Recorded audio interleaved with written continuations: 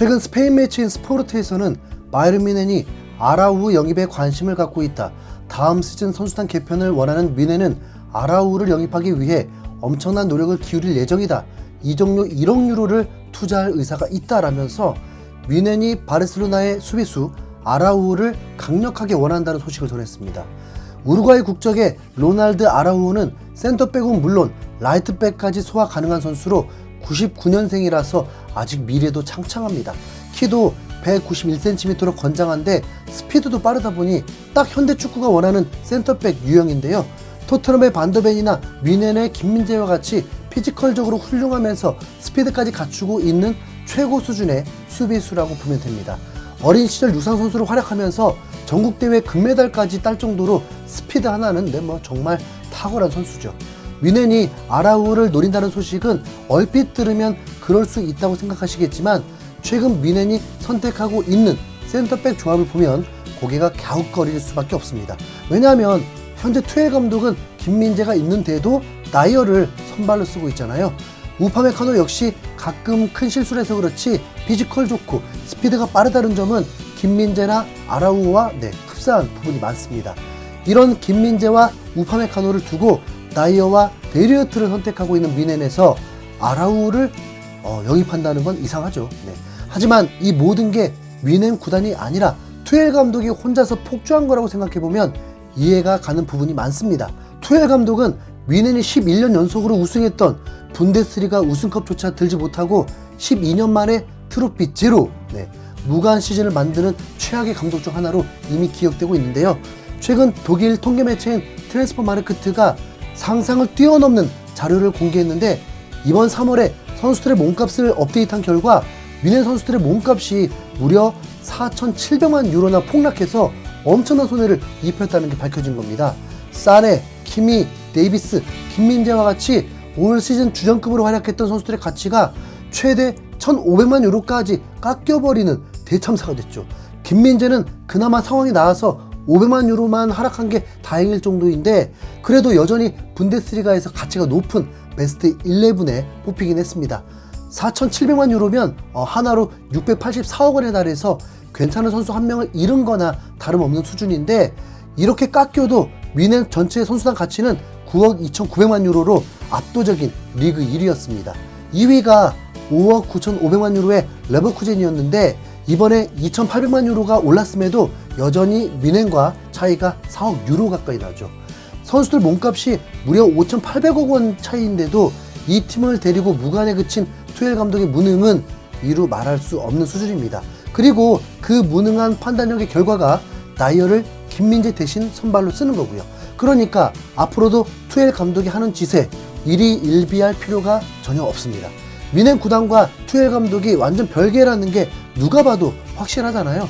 자신을 해고한 복수라도 하려는 건지 상식적으로는 이해가 되지 않는 판단을 하면서 괜히 꼬장을 부리는 걸로만 보입니다. 최근 이적 전문가인 로마누 기자도 바이에른 뮌헨은 김민재의 헌신에 매우 만족한다. 그의 이적보다 뮌헨의 화두는 누가 차기 사령탑이 되는가이다 라면서 김민재의 이적은 전혀 고려하지 않고 있고 오히려 투엘 감독의 후임으로 누굴 데려오느냐를 최우선으로 고려 중이라고 밝혔습니다. 당장 몇 달간은 투엘 감독이 꼬장을 부리면서 이 악물고 김민재를 선발로 안 쓸 수도 있지만 어쨌든 뮌헨의 수뇌부들은 김민재 활약에 흐뭇해하고 있다는 거니까요. 김민재 본인도 이런 상황을 확실히 인지했는지 지난 태국 원정에서 대활약으로 3대0 대승에 이바지한 뒤에 인터뷰에서 팬들을 안심시켰죠. 현재로서는 이제 3경기 정도를 못 나오고 있다. 기회를 기다려야 하는 입장이다. 훈련장에서 좋은 퀄리티를 보여주고 있고 게으르게 임하고 있지도 않다.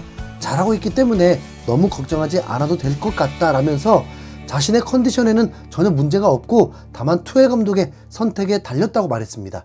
김민재 선수 본인이 이렇게 말할 정도니까 뮌헨에서의 입지는 정말 걱정하지 않아도 될 만큼 안정적인 상황이라고 봐도 됩니다.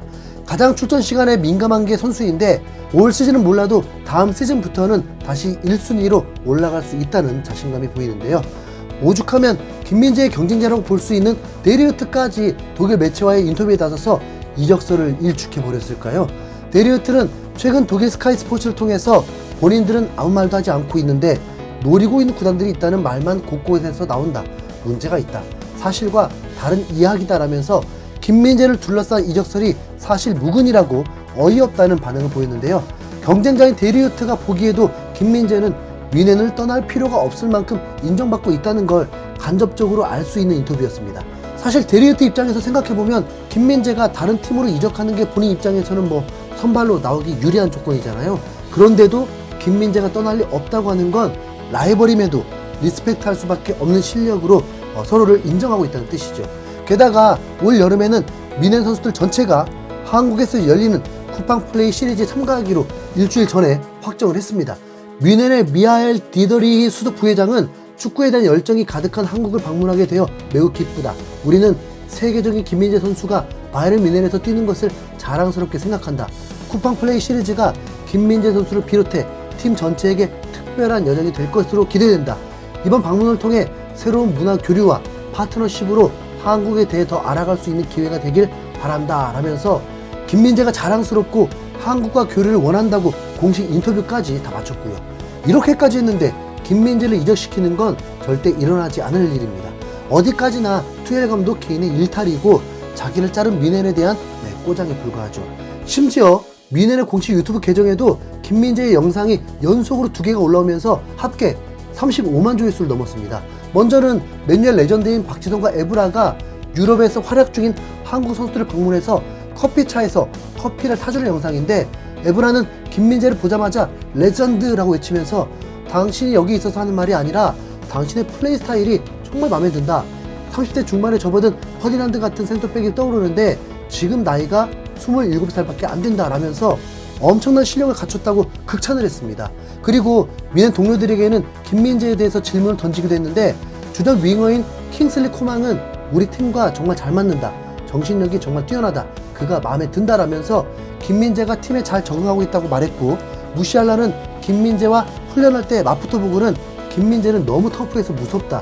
우리는 그를 워리어라고 부른다. 그와 1대1로 대결하는 건 항상 어렵다라면서 김민재의 단단한 수비력을 칭찬했죠. 또 다른 영상은 예능 컨셉의 영상이었는데 김민재, 뮬러, 데리우트, 슈퍼보팅이 출연해서 서로 같은 답을 적어야 점수를 얻는 게임을 하면서 즐거운 시간을 보내는 내용이었습니다.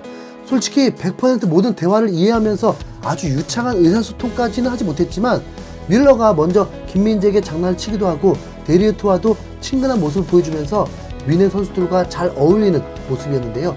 특히 데리우트는 경기장 안팎의 모습이 가장 다른 선수가 김민재라고 지목하면서 김민재는 경기장 위에서는 정말 공격적인 괴물 같은 모습인데 경기장 밖으로 나오면 엄청 차분해진다라면서 김민재를 잘 파악하고 있었습니다. 그만큼 김민재는 뮌헨 선수들과 친분이 돈독하고 리그 적응에도 전혀 문제가 없는 상태인데 큰놈의 투엘과 나이어 때문에 괜히 김민재 몸값만 500만 유로 떨어지게 됐네요. 앞으로 그냥 해고 예정인 투엘한테는 신경 끄고 묵묵하게 김민재를 응원하렵니다. 김민재 다음 시즌 3관왕 가자. 이상 흰수염고래였습니다. 감사합니다.